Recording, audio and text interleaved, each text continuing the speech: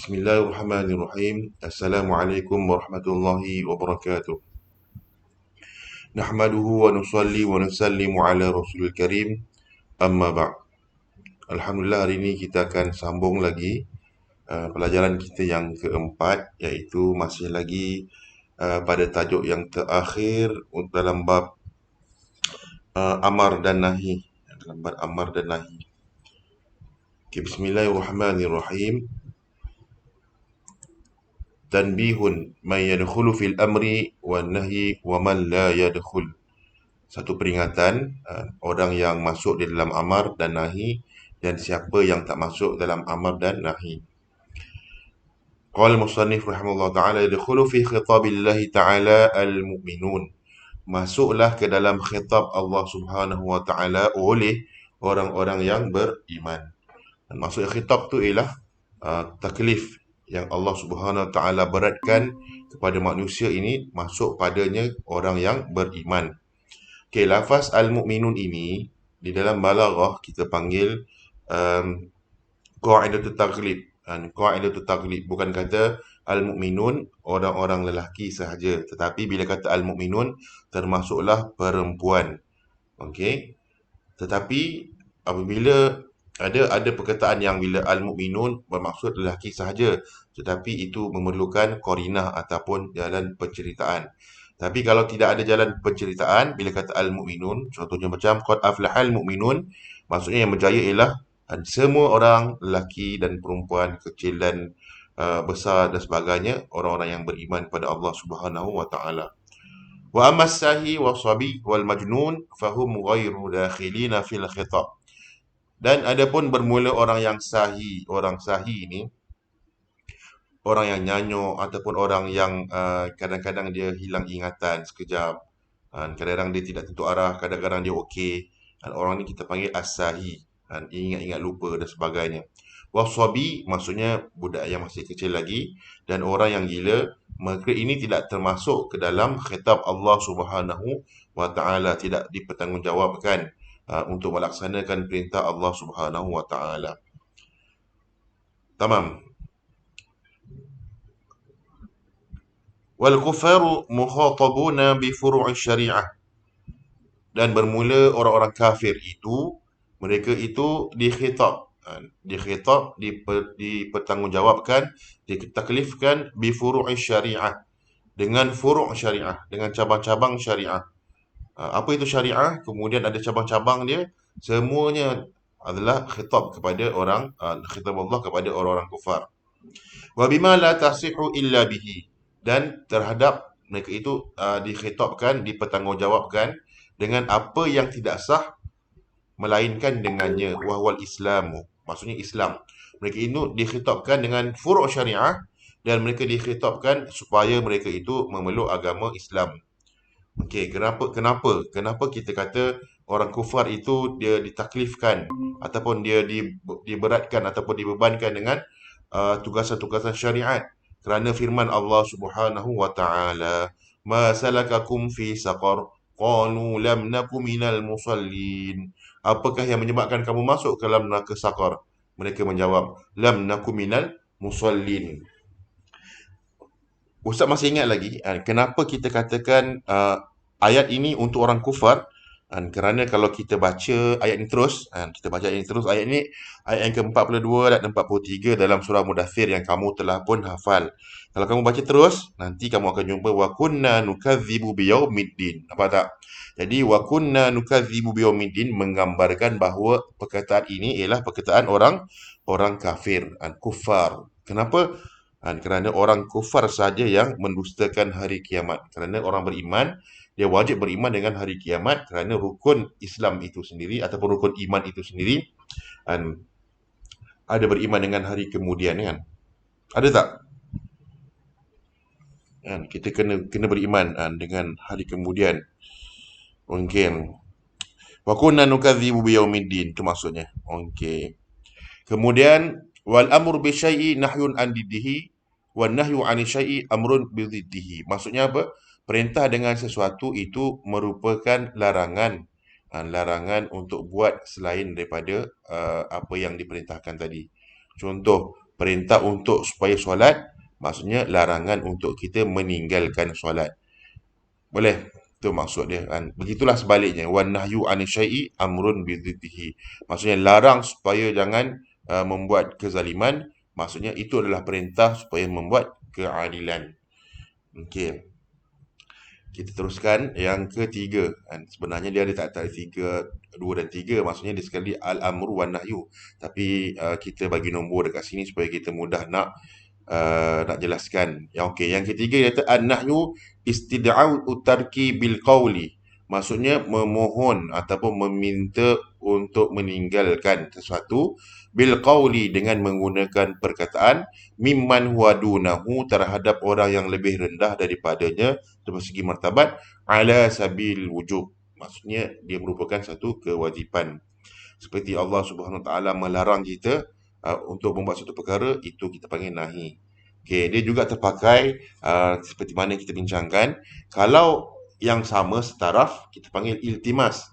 Okey, kalau daripada orang yang bawah kepada yang atas kita panggil doa. Contohnya kalau kita berdoa kepada Allah Subhanahu Wa Taala kan, jangan turunkan, jangan azab kami kan, wala tu'adzibna kan. Maksudnya itu bukan nahi, itu kita panggil doa, sama je. Boleh? Okey, itu kena ingat tu. Nahi dan amar, kemudian iltimas kepada yang sama taraf. Kalau daripada bawah ke atas kita panggil itu doa, sama saja amar dengan nahi. Wa yadullu ala fasadil manhi anhu. Maksud wa yadullu nahyu ala fasadil manhi anhu, dan menunjukkan nahi tadi ke atas fasadnya, rosaknya apa yang telah dilarang tadi. Apa dimaksudkan dengan sini? Contohnya kalau dia ada tanggungan, dengan sebab nahi tadi dan tanggungan tadi tidak akan terlepas. Contoh, kalau ada dia larang lah, contoh maksudnya kalau kita dilarang untuk makan, dilarang solat. Maksudnya kalau kita makan masa solat, maksudnya dia fasad, dia merosakkan solat, maka solat itu tidak akan diterima. Itu maksudnya. Okey, maksudnya apa yang dilarang tadi bila dibuat, apabila dia dibuat, dia boleh merosakkan ataupun kita kata tidak terpakai sesuatu amalan itu. Itu maksudnya. Okey, ada perbahasan yang panjang di dalam kitab-kitab syarah. Okey. Wa taridu siwatul amri wal murad bihi al ibahatu. Dan kadang-kadang datang taridu dengan makna tujadu, ataupun kita panggil didapati sigatul amri wal murad bihi al ibahah, tetapi apa yang dikehendaki dengannya adalah ibahah, suruh, tetapi rupanya adalah ibahah, bukannya wajib. Itu maksudnya al asru fil amri al wujub, tetapi kadang-kadang dia ada maksud ibahah. Contoh kita kata harus sahaja, kulu washrabu, makanlah dan minumlah, dia adalah harus. Kenapa harus? Takkanlah kita nak makan dan minum 24 jam kan, 24/7 kan. Okey, itu maksudnya, bukan kita nak makan terus. Okey, ataupun awit tahdid. Ni salah ni baris ni, bukan tahdidun ni, awit tahdid. Ataupun tahdid ini gertak. Contoh kan, contoh tahdid ini, contoh i'malu ma syi'tum, buatlah apa yang kau nak. I'malu ma syi'tum, macam mak kata kepada anak dia, nak panjat-panjatlah. Nak panjat-panjatlah, maksudnya bukan nak suruh panjat, tapi itulah tahdid, satu gertakan. Okey, awi taswiyah tu, taswiyah maksudnya sama je perkara tu. Contoh macam isbiru aw la tasbiru. Dalam ayat Quran yang kamu dah hafal, isbiru aw la tasbiru. Awi takwin, takwin ni jadi sesuatu. Contoh macam kunu kiradatan khasiin, jadilah kamu kera yang hina, kiradah, jadilah kamu kera. Kat sini amar, kunu tu amar, tapi bukan amar dengan maksud amar, tapi dengan maksud takwin. Okey. Okey, saya rasa okey dari situ. Okey, kemudian al-am yang keempat, al-am wal khas. Wa amma al-amu fa huwa ma amma syai'aini fasa'idan min qawlihi ammamtu Zaidan wa Amran bil ata. Adapun bermula am itu ialah ma amma, perkara yang umum oleh perkara tadi kepada dua benda ataupun lebih. Maksudnya umum, maksudnya dia tersebar ataupun dia terumum lah. Pergi ke sana dan pergi ke sini. Maksudnya masing-masing dapat maksudnya. Umum. Okay, contohnya macam dia kata, Ammamtu Zaidan wa Amran. Dia kata, aku telah umumkan Zaid dan Amran dan Amar ini dengan pemberian. Wa ammamtu jami'an nasi bil ata. Aku telah umumkan. Maksudnya aku telah serahkan, berikan semua sekali dapat. Jami'an nasi bil ata. Itu maksud am. Maksudnya am ni dia seluruh, menyeluruh. Dalam bahasa kita umum lah. Bila kata cuti umum, semua orang cuti. Okay, cuti umum semua orang cuti. Okey, wa alfazuhu arba'atun. Lafaznya ada 4. Lafaznya itu ada 4. Contoh dia apa? Al-ismul wahidu. Al-mu'arrafu bil alifi wal lami. Maksudnya, isim mufrad yang ada alif lam. Isim mufrad yang ada alif lam. Contoh macam, innal insana lafi khusrin. Sesungguhnya semua manusia umum. Semua manusia alif lam kat situ. Kita dah belajar dulu dekat mana kita dah belajar dalam mutamimah ada alif lam istighraqiyah yang sesuai. Alif lam itu kita tambah dengan kullu. Kita gantikan dengan kullu. Contoh, inna kullal insani lafi khusrin. Sesungguhnya setiap manusia, semua manusia. Okey? Ataupun kita pernah belajar dulu, alhamdulillah, segala puji itu bagi Allah. Maksudnya, alif lam tu kita buang, kita tambah kullu. Dan lafaz itu sesuai. Kullul hamdi lillah. Segala puji itu untuk Allah. Itu isim wahid al-mu'arraf. Itu maksudnya isim yang satu yang ditarifkan ataupun yang dimakrifahkan dengan alif lam. Yang kedua, wasmul jam'i al-mu'arrafu. Wasmul jam'i wal al-mu'arrafu isim jamak yang dimakrifahkan dengan bil alifi wal lami. Isim jamak yang contohnya macam faqtulul musyrikin, ada saqit, ada huruf yang saqitah kat sini huruf apa? Huruf bil alifi wal lami. Kita tinggal. Tak apa, nanti boleh edit. Dengan alif dan lam. Contoh macam faqtulul musyrikin. Umum kan? Faqtulul musyrikin di umum. Bunuhlah oleh kamu semua orang yang musyrik. Seolah-olahnya nak bagi faham kat sinilah. Lafaz itu nampak macam umum. Tetapi sebenarnya lafaz itu tidak umum. Nanti akan ada dia punya takhsis dia. Okey. Kemudian wal asmaul mubhamah. Maknanya isim-isim yang mubham. Isim-isim yang mubham ni maksudnya tidak diketahui lah. Sama-sama tidak jelas. Contoh macam man. Sesiapa. Fi man ya'kil. Fi man ya'kilu. Bagi orang yang ini pun kamu dah belajar dalam nahwu dulu. Man untuk siapa? Untuk orang yang berakal. Ma fi ma la ya'kilu. Ma ni untuk benda yang tidak berakal. Tetapi kadang-kadang dalam bahasa Arab ni dia terbalik. Ma digunakan untuk yang berakal, man digunakan untuk orang yang tidak berakal. Ada bukti dia ataupun syahid dia dalam Al-Quran. Rasanya juzuk berapa ya? Juzuk 9 kot kan. Minhum may yamshi ala arba' kan. Minhum may yamshi ala arba'. Man kat situ binatang. May yamshi ala arba' takkan berjalan atas 4 kaki itu manusia yang berakal, maksudnya binatang lah. Okey. Terbalik biasa dalam Quran pun ada, dalam bahasa Arab dia biasa terbalik. Okey, wa ayu fi jami'an fil jami' wa aina fil makan, ni kamu dah jelas. Aina fil makan wa mata fil zaman. Ni semuanya maksudnya semua lafaz-lafaz ini lafaz-lafaz yang am. Okey. Wa ma fil istifhami wal jaza'. Wa ma fil istifhami wal jaza'. Contoh dia macam ma indaka, tu istifham. Apa yang kamu ada? Ma indaka. Apa yang ada di sisi kamu? Okey, itu istifham. Wal jaza' macam mana jaza'? Jaza' ni contoh dia begini. Ma ta'mal tujza bih. Ma ta'mal, apa yang kau buat, tujza bih. Nescaya akan dibalasinya. Akan dibalasi dengannya perkara yang kamu telah buat tadi. Okey, jelas kot di sini. Yang jaza' ni, jaza' tu contoh dia ma ta'mal tujza bih. Apa yang kamu buat nescaya akan kita panggil dibalas dengannya. Okay, wa ghairihi dan selainnya wala fin nakirati dan la pada nakirah. Kita pun dah belajar dah. La allati la jinsi tu. Okay, la rajula fid dari. Tiada mana-mana lelaki pun. Umum kan? Tiada mana-mana lelaki pun fil masjidi. Di dalam masjid. Tu kita panggil perbahasan Usul fiqh ni dia akan masuk perbahasan mantik, akan masuk perbahasan balaghah, akan masuk perbahasan soraf, akan masuk perbahasan lughah, nahwu dan sebagainya. Okey, itu sebab kita kena belajar semua benda tu dulu baru boleh kita masuk ke dalam usul fiqh. Wal umum, dan wal umum min sifatin nutqi. Maksudnya umum itu maksudnya sifat percakapan. Maksudnya dia cakap merata ataupun kita panggil dia ratakan percakapan dia. Umum ini bila kita am maksudnya dia adalah benda yang ditulis ataupun benda yang dikatakan. Okey, wala yajuzu da'wal umum fi ghairihi min al-fi'li, dan tidak boleh orang claim umum pada selain percakapan.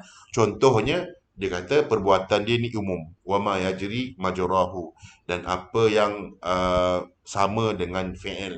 Maksudnya di sini lafaz umum hanya lafaz. Maksudnya lafaz umum, bukan perbuatan umum. Bukan perbuatan umum. Maksudnya bila kata umum saja, dia akan ada kaitan dengan lafaz ataupun ada kaitan dengan tulisan. Tidak ada kaitan dengan perbuatan. Okey, itu maksudnya. Kemudian di bawah lagi, wal khasu yuqabilul 'ama. Wal khasu yuqabilul 'ama. Dan khas itu dia adalah lawan kepada am. Okey, am umum, lawan dia khas. Okey, kalau kamu semua masih ingat yang pernah belajar tafsir Jalalain dengan Ustaz, antara agradul musannif, antara agradul musannif ialah kita kata taksis. Taksis kadang-kadang ayat Quran itu nampak macam umum. Contoh macam dia kata ayat innal ladzina kafaru. Contohnya dia kata kufar Makkah. Kufar Makkah tu maksudnya innal ladzina kafaru. Orang kufur tu ramai. Maksudnya kufur bila kata orang kufur daripada zaman Nabi Adam, siapa yang pernah kufur sampai bayat akhir zaman kiamat, dia termasuk dalam tu. Tetapi yang dikendaki sebenarnya bukanlah kufur yang am tu. Maksudnya kufar Makkah. Maksudnya orang-orang kafir yang ada pada zaman Nabi Muhammad sallallahu alaihi wasallam, taksis. Okey, wa takhsisu tamyizu ba'dil jumlati. Taksis itu ialah membezakan sebahagian daripada jumlah. Okey, taksis ini dia datang di dalam percakapan, dalam penulisan, dia akan membezakan sebahagian daripada jumlah. Okey, wa huwa yanqasimu ila muttasilin wa munfasilin, dan dia terbagi kepada muttasil dan terbagi kepada munfasil. Yang munfasil kat sini dia tidak terangkan, dia hanya terangkan yang muttasil sahaja. Okey. Kemudian dia kata fal muttasilu al istithna'u. Okey, maka bermula muttasil itu maksudnya taksis. Muttasil maksudnya mutaksis ni dalam bahasa kita hari ini mudah kata kecilkan skop. Kecilkan skop. Macam mana caranya kita nak kecilkan skop? Kita kan mula luas. Contohnya kalau kamu buat penulisan, kamu buat master, kamu buat PhD, tajuk tidak boleh luas, tajuk kena spesifik, kena kecil. Kena kecil tajuk supaya ruang lingkup kamu nak menulis tu tidak terlampau luas sehingga tak tahu kamu nak fokus apa. Okey, jadi kita kecilkan. Dan cara nak kecilkan macam mana? Cara nak kecilkan percakapan dengan istithna, dengan istithna, dengan pengecualian. Dengan pengecualian. Apa dia? Nanti sebentar lagi dia akan diterangkan takrif apakah itu istithna. Okey. Dan kita pun dah belajar istisna ni dalam nahwu. Kemudian yang kedua, wa taqyidu bisyarti. Takyid dengan syarat. Takyid dengan syarat. Takyid dengan syarat maksudnya apa? Kita kamu kata umum. Aku akan muliakan. Aku akan layan. Aku akan layan Banu Hashim. Contohnya aku akan layan Bani Hashim jika mereka datang. Jika mereka datang. Maksudnya mula-mula umum, tetapi yang mana datang sahaja, contohnya kan. Jika yang datang tu jangan syarat lah, jika. Tu syarat. Kalau sifat yang mana datang, contohnya aku akan layan ataupun aku akan sedekah kepada, aku akan belanja lah, senang. Aku akan belanja alumni, yang mana? Jika dia datang sekolah, contoh. Okey. Ataupun dia kata, aku akan belanja alumni Mid Sahabat Bernam yang datang sekolah. Maksudnya ada takyid kat situ. Bukan semua alumni. Kan semua alumni macam mustahil lah pula. Sebab alumni semua duduk tempatnya jauh-jauh dan berasingan. Itu maksud dia. Kemudian wal istithna'u. Istisna itu apa? Ikhraju ma laulahu la dakhala fil kalam. Mengeluarkan perkara kalaulah tidak kerananya istisna, nya tu kembali pada istisna, nescaya lam tu lam taukid, nescaya masuklah ianya perkara tadi di dalam kalam. Kan?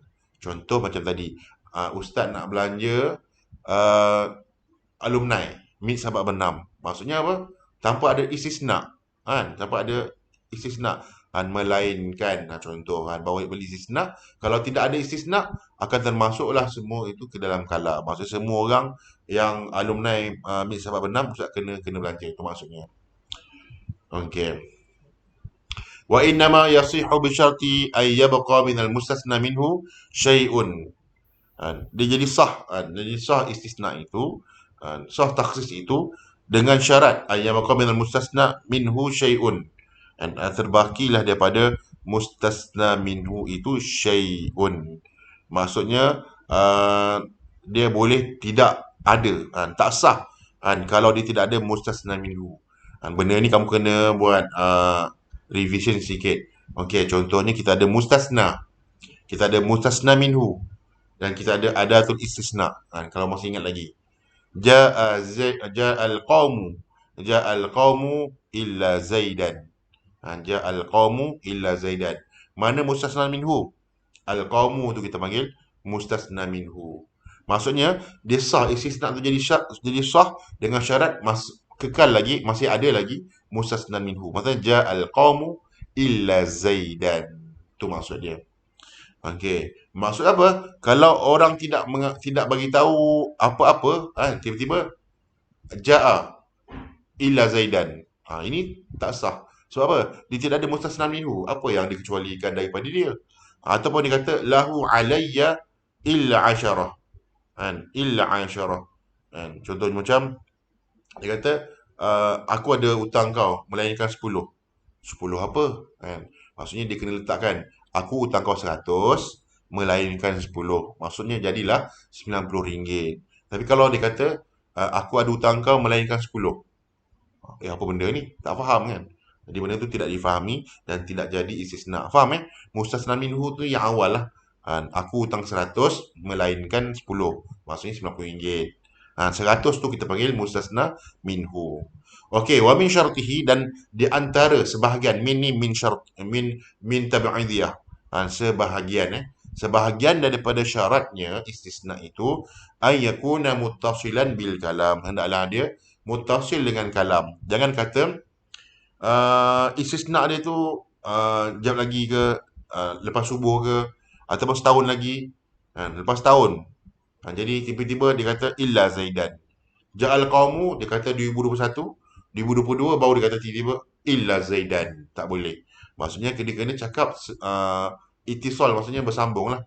Macam mana bersambung ni, apa yang kayu ukur dia nak kira bersambung ke tidak, kebiasaannya orang cakap. Mungkin ada diselangi dengan minum ke, mungkin diselangi dengan celahan orang ke, jawab telefon ke, gitulah. Kita panggil dia mutasil. Okey, jadi siapa yang tentukan mutasil ke tidak? Uruf yang tentukan. Tu kena tahu tu. Uruf. Kalau orang tanya, itisal ni siapa yang tentukan? Quran sunnah ke yang tentukan? Ke kias? Kalau kita orang yang usuli, kita dah tahu dah uruf yang kata. Kita kata uruf perkara-perkara begini, uruf yang tentukan. Contoh, benda tu geli ke tidak? Geli ke tidak? Kadang-kadang dia bergantung kepada uruf dan kadang-kadang bergantung pada individu itu sendiri. Contoh kan? Contoh, mungkin sebahagian daripada mazhab Hanafi dia tengok kita makan udang, sotong, dia kata gelinya. Kenapa orang yang makan ulat? Boleh. Macam mana kita geli, kita tengok orang makan ulat, ulat sagu tu kan, ulat sagu yang besar tu, yang kepala dia hitam tu, kita geli nak makan. Sebab uruf kita tidak biasa. Tapi untuk orang Sarawak yang dah biasa, dia rasa itu satu kenikmatan. Ketika hari raya, mereka bergembira dengan memakan ulat sagu contohnya kan. Tapi kita rasa tak pelik. Kita pelik rasanya. Sebab apa? Uruf kita tidak begitu. Okey, itu maksud dia. Wa yajuzu taqdimul istisna'i 'ala al-mustasna minhu wa yajuzu al-istisna'u minal jinsi wa min ghairihi. Ini kita dah belajar dulu, maksudnya boleh takdimkan istisna 'ala al-mustasna minhu, boleh terbalik ke depan, semua boleh kan. Okey? Boleh. Okey, contohnya macam kita dahulukan benda yang dikecualikan, barulah kita datangkan mustasna minhu. Ini semua perbahasan dalam nahwu. Kemudian istisna tu sama ada sejenis ataupun lain daripada jenis tu. Contohnya semua kaum datang melainkan himar tak datang. Kan lain, kaum dengan himar itu perkara yang berbeza. Tapi di sini kita panggil boleh juga, dan sah kita panggil lah. Dan sah, dan kata boleh wa yajuzu, harus mendahulukan istisna alal mustasna minhu, wa yajuzu istisna'u minal jinsi wa min ghairihi. Itu saja rasa buat malam ini. Kita akan sambung di kali yang lain. Ini pun dah lebih kurang setengah jam. Kita akan masuk nanti syarat, kemudian kita akan masuk mujmal dan mubayyin dan sebagainya. InsyaAllah ini pun kalau mengikut kitab kita dah sampai muka surat yang ke-5. Okey, itu saja. Wabillahi taufiq wal hidayah. Assalamualaikum warahmatullahi wabarakatuh.